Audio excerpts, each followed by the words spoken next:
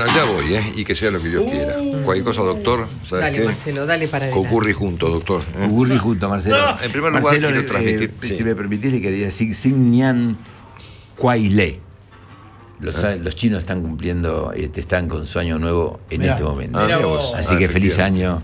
Le estamos deseando a los chinos que lo cumplen en este momento, entre otros países del mundo. Feliz año, Feliz año. Bueno. ¿Cómo se dice feliz año nuevo en chino? Gracias. Bueno, en primer lugar quiero transmitir, luego de un conjunto de agradecimientos, una sensación personal después de haber estado en esta radio durante un año prácticamente completo. Como ustedes saben, nosotros somos nuevos en Radio Mitre, una radio que tiene una trayectoria muy extensa y muy importante. Y quiero agradecer en nombre de todo este equipo a quienes han confiado en nosotros después de un momento muy difícil como fue nuestro despido el año pasado. Y me refiero particularmente a Jorge Porta, a Rubén Corda y a Guido Valeri, autoridades de esta radio, Verónica Franco también, por supuesto, que nos meten una paciencia este año enorme. Porque confiar en uno es algo que uno tiene que valorar mucho. Y nosotros esperamos, y yo personalmente espero poder devolver esa confianza con nuestro trabajo.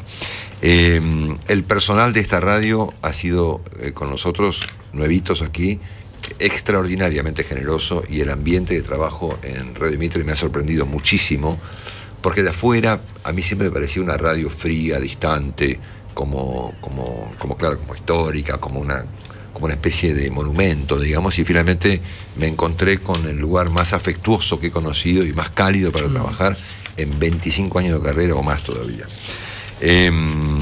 La lista de gente, obviamente además de Jorge, Rubén, Guido y Verónica, es casi interminable, porque acá me dice la lista esta mañana de la gente que trabaja con nosotros, es una lista enorme, ¿no? Sí, no parece. Martín Aguirre, Gustavo San Martino, Fernando Pietrafesa, Andrés López, Manuel Amor, Georgina Hutmacher, Luciano Profili, Gustavo Castellano, Dana Cartanilica, Eduardo Morino, obviamente, Armando Campisi, Juan Carlos de Biasi, Alejandro Vázquez Carmejo, obviamente Martín Melo, por supuesto, que nos acompaña todos los días, 2 veces por día, y el Gato Bertolini, uno de los mejores cronistas que tiene la Argentina, que forma parte de este programa. Todos ellos eran todos obviamente personas que ya estaban en Mitre antes que nosotros. Han sido especialmente generosos y afectuosos con este equipo, así que mi agradecimiento eterno hacia todos ellos. Obviamente hoy cumplimos 14 años de trabajo juntos con María y con Rolo. Este equipo hace un programa hace muchos años, se han sumado con el paso del tiempo Alberto Cormilló, Willy Cohen y Leandro Gonzante, y yo espero seguir juntos muchos años más con ustedes, y les agradezco enormemente el esfuerzo que hacen conmigo para hacer este programa. Obviamente al público de este programa, que es lo más importante de todo, que es un público muy afectuoso. Yo he tenido este año tantas muestras de afecto que no las puedo contar, porque por su magnitud, digamos, ¿no? La gente me manda hasta cuadros. Me mandaron un cuadro de Marta Argerich, yo que sé, cualquier cosa. Es decir, la verdad es que yo no tengo... Puede ser un Picasso,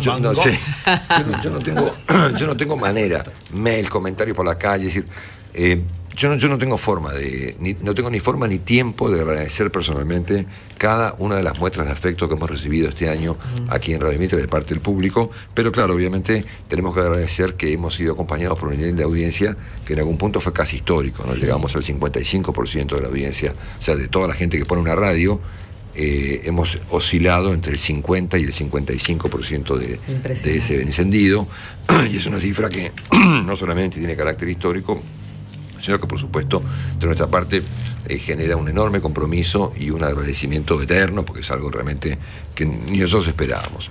También tengo que agradecerle a mis colegas de La Nación, de Editorial Perfil, del diario Clarín, de Infobae, de TN y de tantos medios que han sido extremadamente generosos con nosotros durante todo este año, hasta publicando en las tapas de los diarios los ratings, de cosa que no ocurría nunca. Es decir, hasta este programa no existía que un diario publique en tapa un rating de un programa de radio, digamos. Así que yo les agradezco enormemente a todos ellos, que han contribuido mucho con nosotros y han sido extremadamente generosos.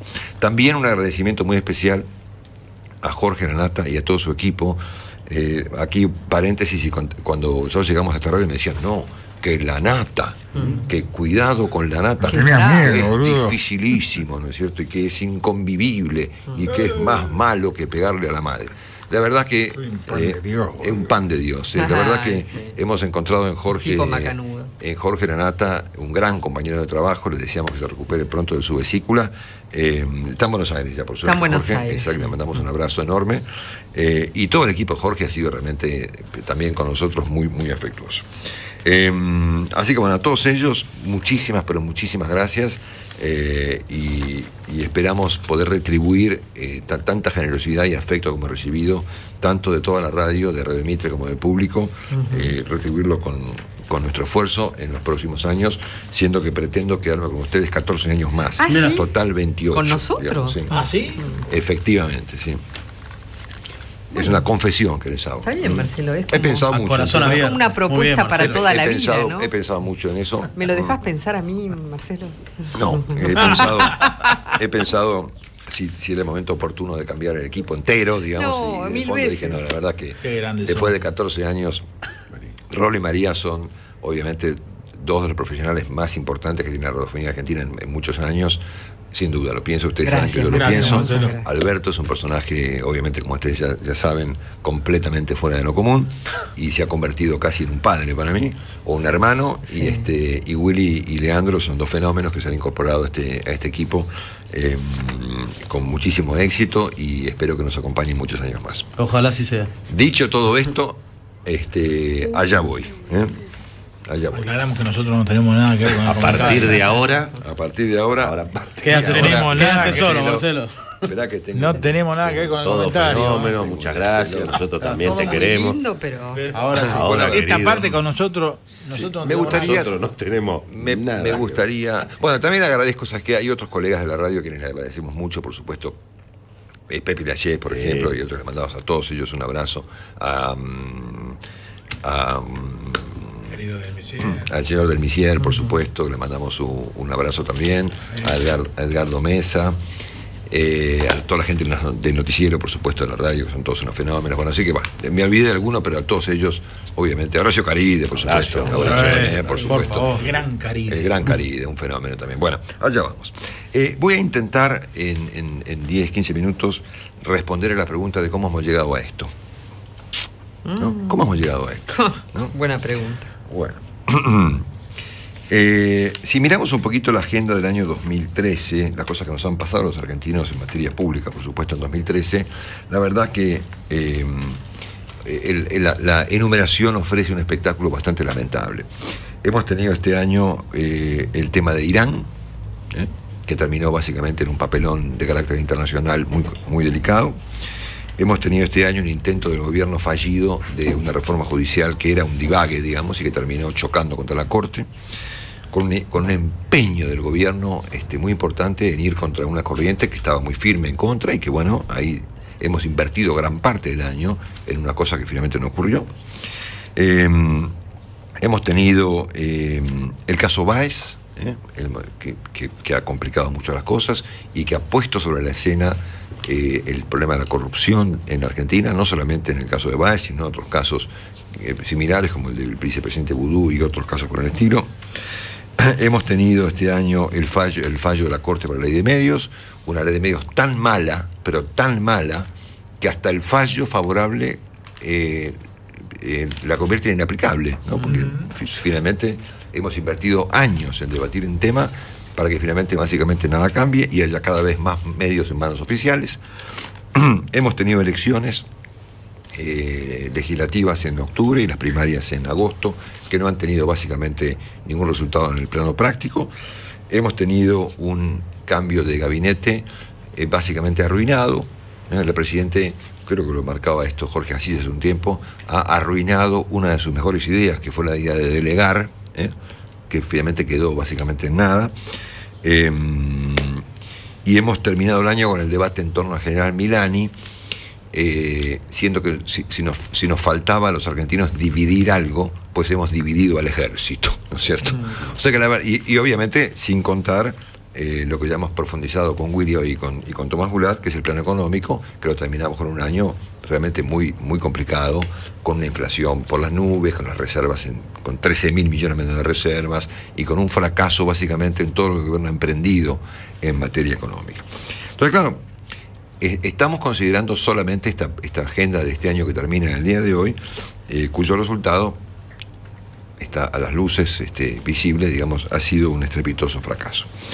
Y a mí me parece que no es posible analizar este asunto de cómo hemos llegado a esto si no miramos un poco las cosas en perspectiva, ¿no? Es decir, si no miramos un poco el contexto en el que ha ocurrido esto y de dónde venimos, ¿no es cierto?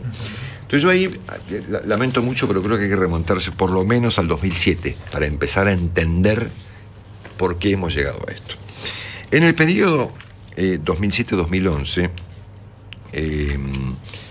gobernó Cristina, obviamente, pero estaba Néstor Kirchner.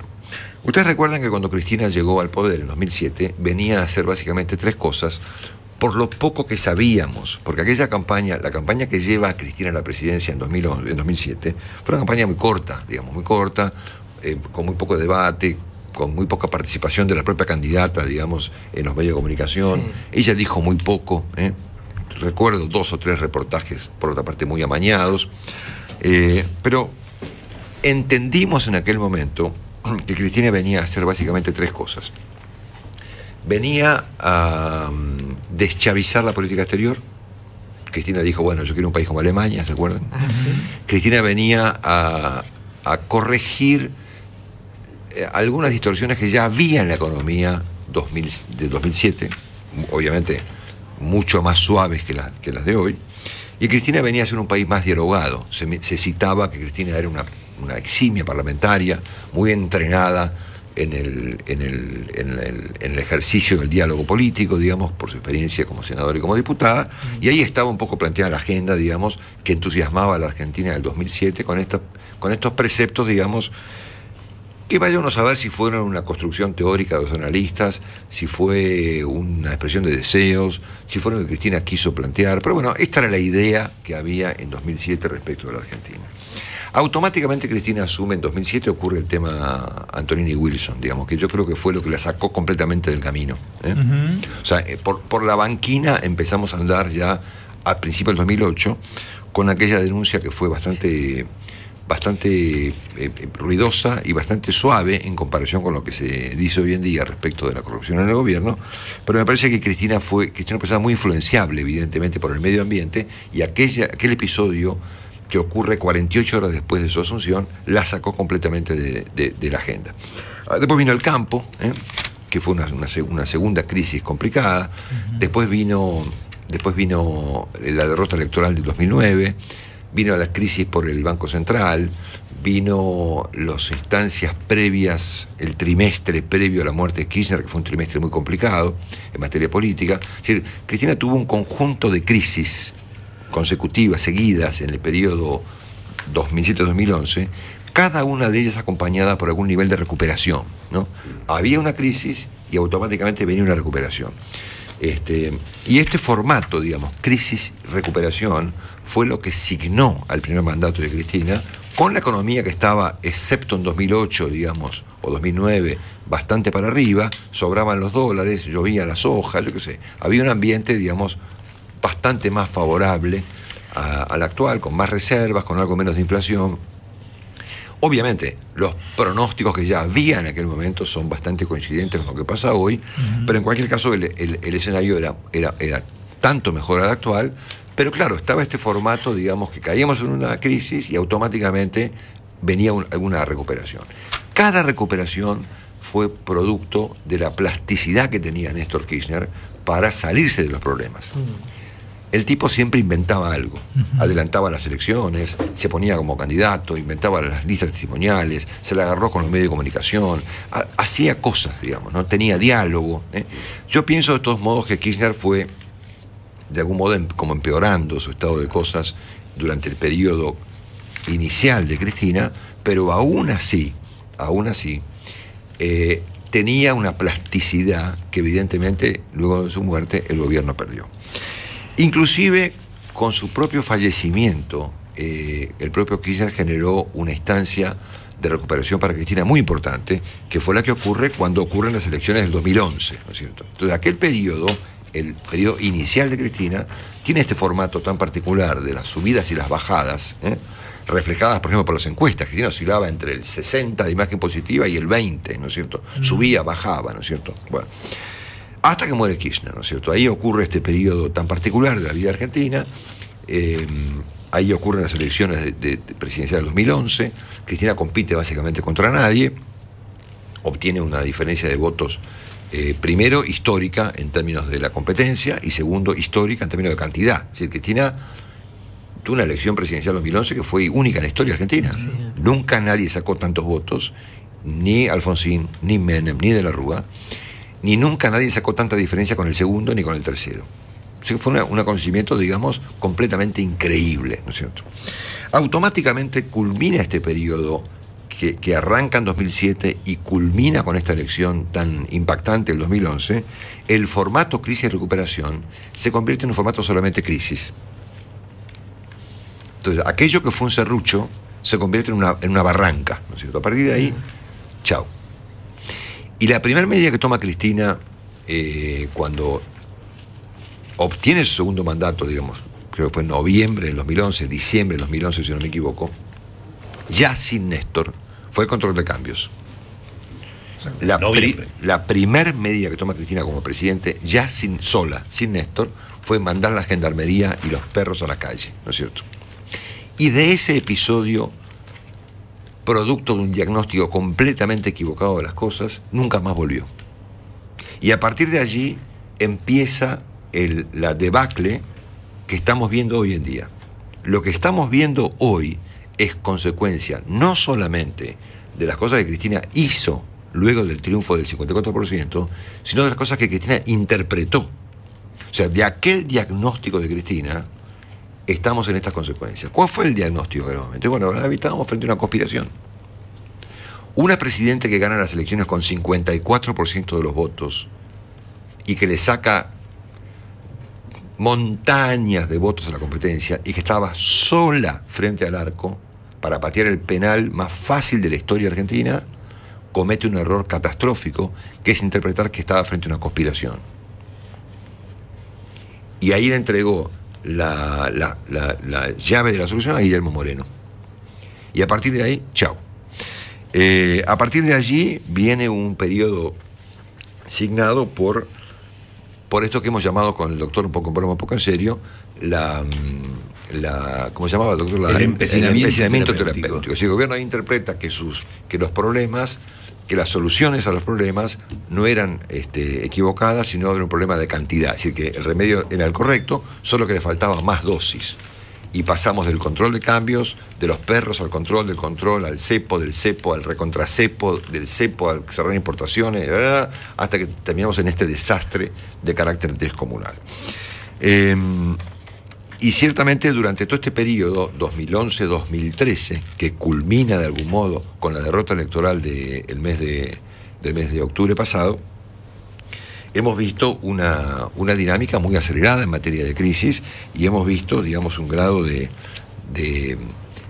mala praxis en la administración de los problemas como pocas veces vio la Argentina, en un contexto políticamente muy favorable, porque obviamente la presidenta no tenía competencia y tenía, no sé, 12 millones de votos, ¿no es cierto? Bueno, entonces, ¿cómo se explica semejante desmanejo de una nación, ¿no? Con la soja $500. Bueno, ahí hemos visto obviamente un equipo de gobierno de muy mala calidad, decisiones poco consensuadas, batallas campales absurdas, el caso de la justicia, por ejemplo, proyectos que no tienen gollete, como el tema de Irán. Es decir, o sea, ¿cómo se explica semejante desaguisado, ¿no? Entonces hay gente que supone que detrás de la explicación de ese problema está la ideología de Cristina, ¿no? O sea, que hay un problema ideológico que explica el rumbo de la Argentina y la cantidad de errores que el gobierno ha cometido en los últimos tiempos. Y otra gente supone que hay un problema de salud.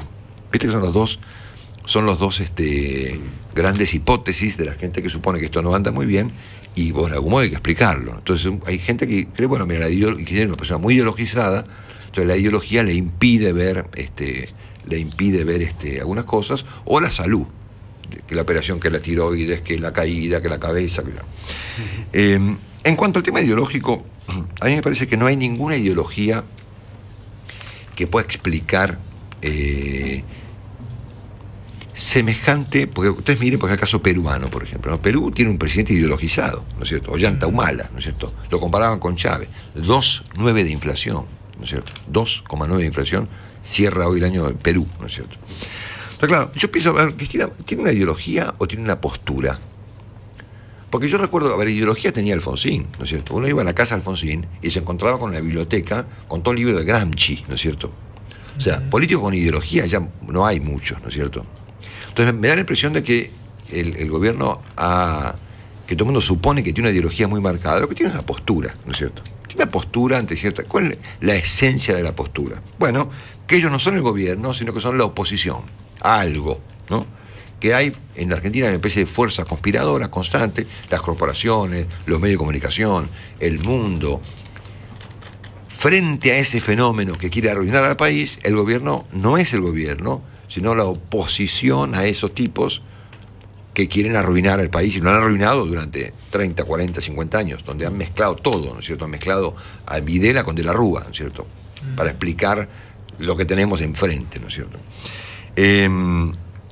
Y de esa postura se desprende esta hipótesis de que la responsabilidad finalmente es de los medios, que los medios son los que finalmente terminan deformando una realidad que quieren contaminar la cabeza de la gente, y de eso se deriva todos los disparates que han hecho y la pérdida de tiempo que hemos hecho, digamos, en materia de pelea contra los medios durante tantos años.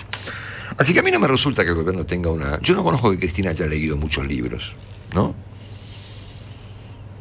La verdad, que yo sepa, no creo que ni Cristina, ni mucho menos Néstor Kirchner, tengan una ideología muy marcada. Sí, tal vez estén rodeados de personas ideologizadas y han adoptado posturas, digamos, equivalentes, diría yo, más que a una ideología, al pensamiento de los chicos que van al ciclo básico de Ciencias Sociales de la Universidad de Buenos Aires y de tanto en tanto te cortan la Avenida Independencia. Pero ideología es otra cosa distinta, ¿no es cierto? La salud ha sido otra explicación que se ha intentado presentar frente a los desaguisados y los desbarajustes del gobierno. Yo no conozco ningún pacto con Irán que sea producto de un problema tiroideo. O sea, yo no veo francamente la vinculación que hay entre el pacto con Irán, el intento de reforma judicial, la designación de vudú, el cepo cambiario, la emisión de Sedine, los BADE, el cierre de importación, la pelea con los uruguayos. Es decir, yo no conozco la vinculación de semejante desastre como consecuencia de un problema tiroideo o de una caída en un escalón o de un problema vascular, digamos. Churchill tuvo cientos de enfermedades y fue el presidente más importante del siglo XX, ¿no es cierto? También me parece que no estamos, que todo este conjunto, todo este derrape, digamos, de la Argentina 2011-2013, tiene mucho que ver con la salida de escena de la figura de Néstor Kirchner, que con todos sus defectos era un político plástico, digamos, que muchas de las cosas que pasan hoy día no hubieran sido permitidas por Kirchner. Por ejemplo, el desaguisado fiscal, ¿no es cierto? Yo lo conocí mucho a Kirchner, mucho más de lo que mis críticos suponen. Kirchner tenía en el bolsillo un papelito con las cuentas día por día, ¿no es cierto? Superávit, reservas, balanza comercial, emisión, estaba al tanto, estaba sentado arriba de la caja, ¿no es cierto? Muy bien. También me parece que tenemos un tercer problema, que no tiene que ver ni con la ideología, ni con la salud, que es la competencia, o en todo caso, la ausencia de competencia, que es la incompetencia. La Argentina es un país que está gobernado por un conjunto de incompetentes, empezando por el presidente de la República, cuyas condiciones para gobernar una nación en crisis, yo frente a eso tengo muchas dudas, ¿no es cierto? Es un problema que por supuesto no tiene solución, porque obviamente habrá que esperar a las elecciones que vienen para que la gente ratifique el rumbo o lo cambie, ¿no es cierto?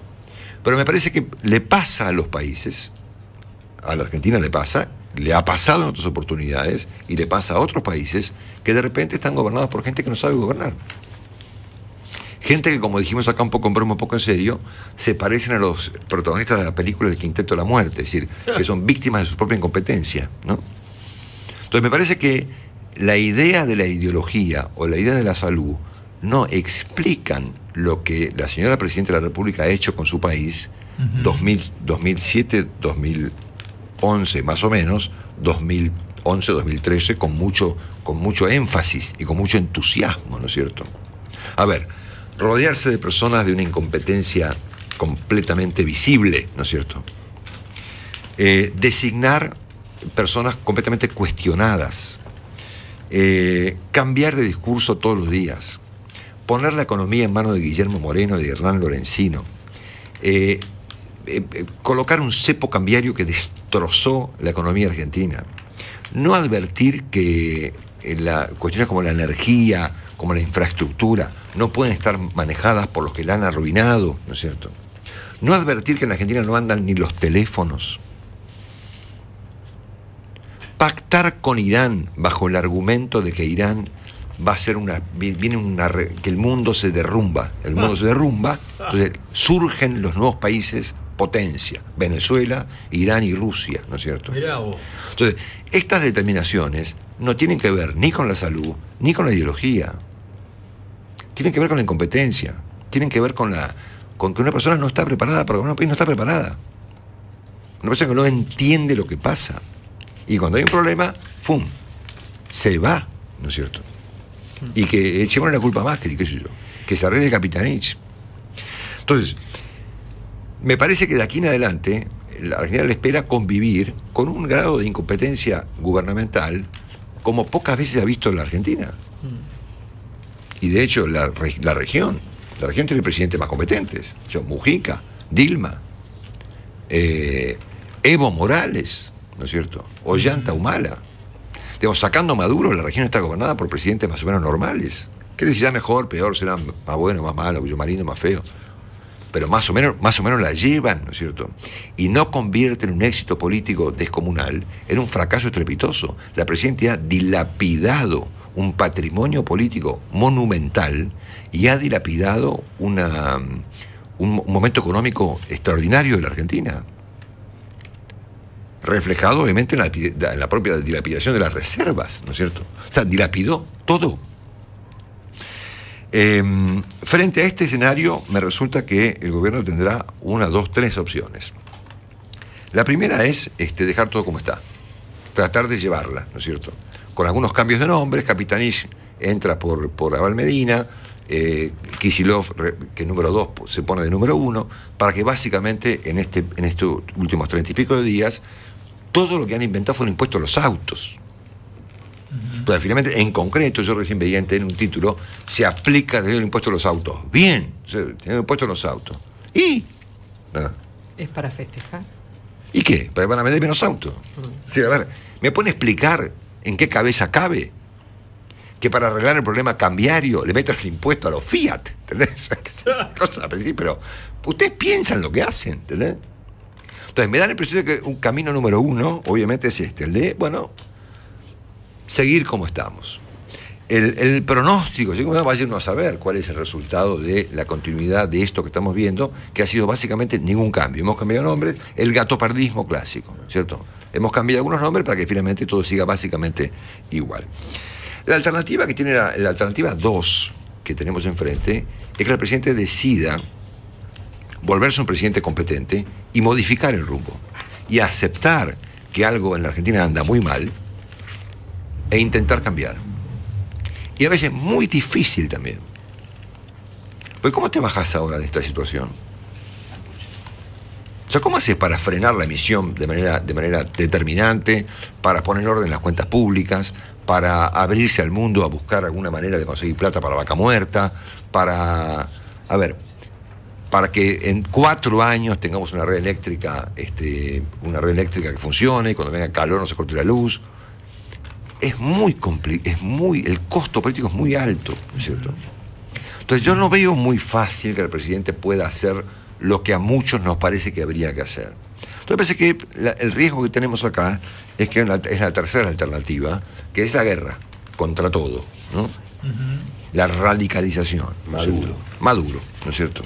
Tal vez más atenuado, digamos. Maduro es un personaje un poco más grotesco que lo que vemos en Argentina, pero tal vez la posibilidad que yo veo como más posible es que efectivamente frente a la imposibilidad de dejar las cosas como están o de mejorarlas, porque mejorarlas requiere de costo político, requiere de equipo, requiere de mentes, requiere de abrirse, de consultar con todo el mundo, de pedir informes, de escuchar opiniones, de discutir, de acordar, de negociar, ¿no? De llamarlo como mínimo a Roberto Labaña, digamos, como mínimo, para empezar a conversar, digamos, ¿no? Y eso no es viable hoy en día. Por lo tanto, me da la impresión de que nos queda una tercera alternativa, que probablemente ocurra, que es, bueno, frente a la imposibilidad de corregir el rumbo para el lado positivo y frente a los resultados que puede producir el hecho de que, bueno, que las cosas como van no van a ir bien, bueno, por ahí en una de esas probamos con Maduro, ¿no es cierto? Y le declaramos la guerra a la economía, ¿no es cierto?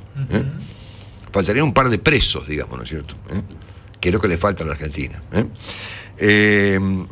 Así que bueno, coincido con el diagnóstico de Tomás Goulart respecto de lo complicado que va a ser el 2014, pero bueno, ojalá toda esta historia de estos años sirva como experiencia para el 2015, que la Argentina tendrá allí tal vez perspectivas un poco más alentadoras, siendo que los precandidatos presidenciales, bueno, parecen personas un poco más competentes: Mauricio Macri, Sergio Massa, Daniel Scioli, Hermes Wiener, personas con experiencia en la gestión, personas con diálogo, personas que pueden hablar hasta inclusive entre ellos mismos.